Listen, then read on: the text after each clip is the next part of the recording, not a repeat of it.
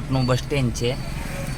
આટકોટના બસ સ્ટેન્ડથી video ચાલુ કરું છું કે જેથી કરીને તમને આવવા માટે થઈને સરળતા પડે.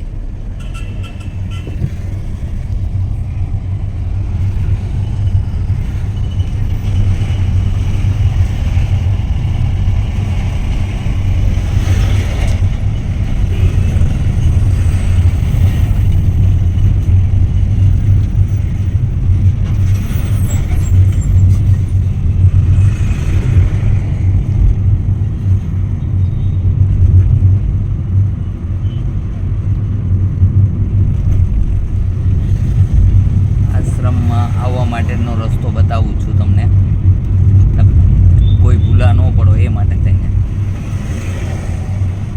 ઓલો રસ્તો જસદણ જશે, આ તરફનો રસ્તો બાબરા જશે. બાબરા તરફ આવવાના રસ્તા ઉપર આવવાનું છે.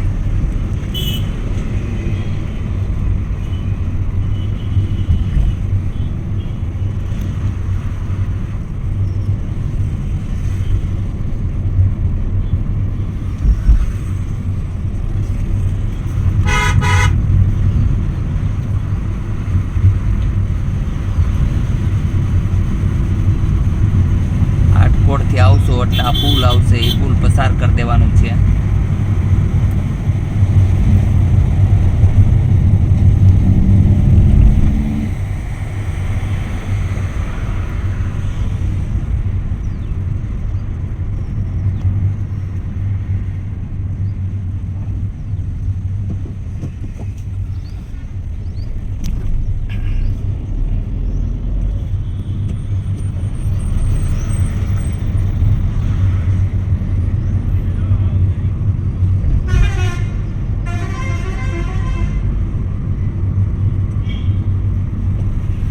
આ એક ચોકડી આવશે, પણ આ ચોકડીએ વળવાનું નથી.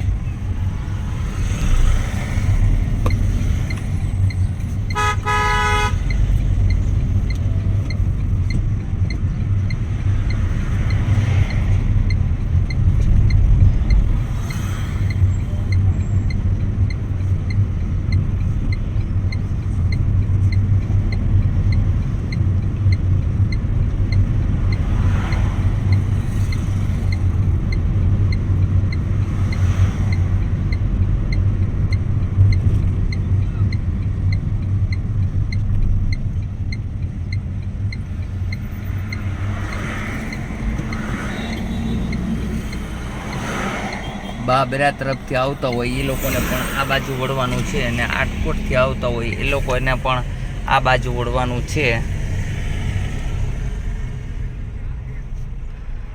આ એક બસ સ્ટેન્ડ આવશે, ગુંદાળા બસ સ્ટેન્ડ. અહીંથી આ બાજુ આમ વળાંક લીધો છે મેં. આ હોટલ મળશે અહીંયા, સાહેબા હોટલ લખેલું છે, તમે વાંચી શકો છો. સાહેબા હોટલ. આ રસ્તેથી સીધી ગાડી લેવાની.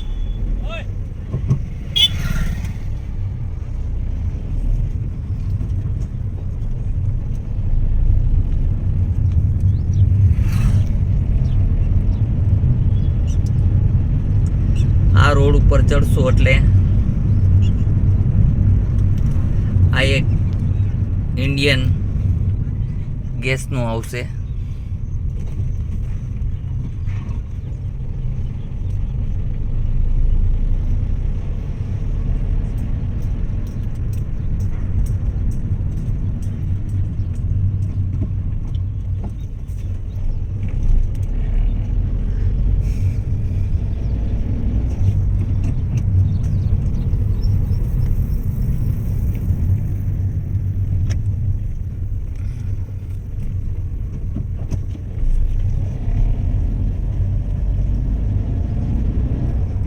ગુંદાળા ગામ આવશે થોડીક વાર કેડે.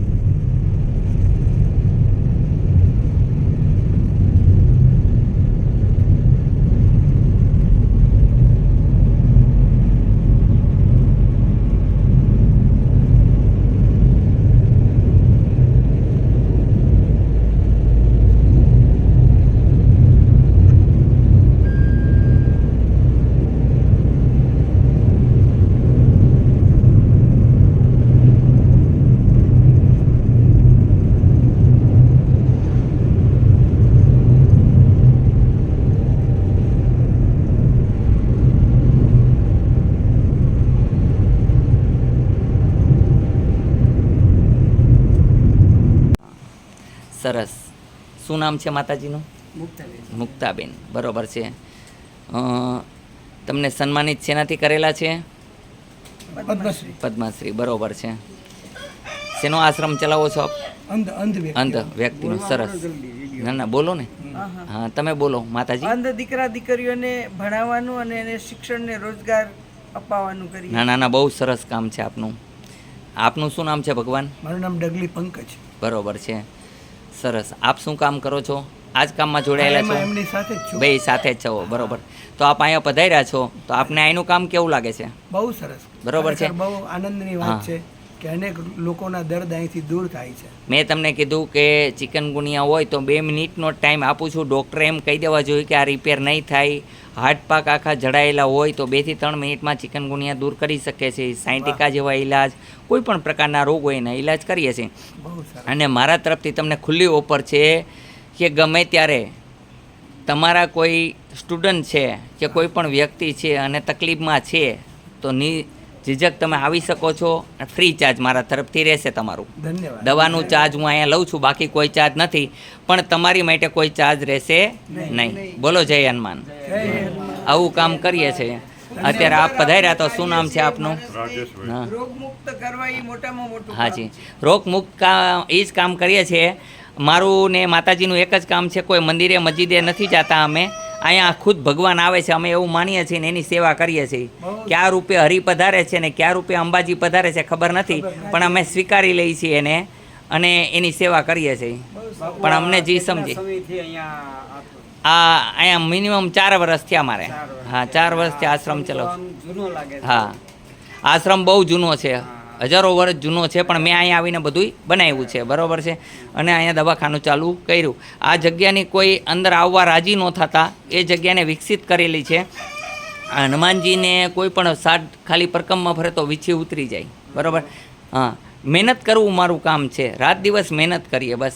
ક્યારેક ક્યારેક તો જમવાનું પણ ટાઈમે ન મળે તોય અમે સેવા કરતા હોઈએ છીએ. ક્યારેક રસોઈ ન બનાવી શકીએ અમે, શું કરીએ? કારણ કે દર્દી જેટલા હોય તો શું કરવાનું? સવારમાં આવ્યા હોય એને તો લેવા જ પડે. બપોરના 2 વાગે કે 3 વાગે દર્દીને લેવા. જીવ માત્રની સેવા થાય એવું દેખાય છે કારણ કે અહીંયા કેટલા પશુ પક્ષીઓ છે, કૂતરાઓ છે, બિલાડાઓ છે, બધાને આઝાદી છે. ગાયું છે, કૂતરા છે અને ભરપેટ બધાને ખાવાનું મળે છે. કૂતરાઓ માટે થઈને 5000 6000ના બિસ્કિટ મણવાળા મળે છે. એવું નથી કે એને જેવું તેવું. અને રોજ રાતે દૂધ, દહીં, છાશ મળે છે બધું. ખીચડી માતાજી અમારી માટે જમવાનું બનાવે કે ન બનાવે, પણ કૂતરાઓ માટે થઈને ખીચડીને એવું બધું બનાવીએ છીએ અને દહીં નાખીને દઈએ છીએ. ચોખ્ખા દૂધનું અમે એક ટાઈમનું દૂધ પોતે જ રાખી દઈએ છીએ અંદર અને એ દૂધથી બધું આ કૂતરાઓ માટે તેને એની માટે જમવાનું બનાવીએ છીએ. કેમ છે તમને અત્યારે? સારું છે? કેમ છે તમને? હા,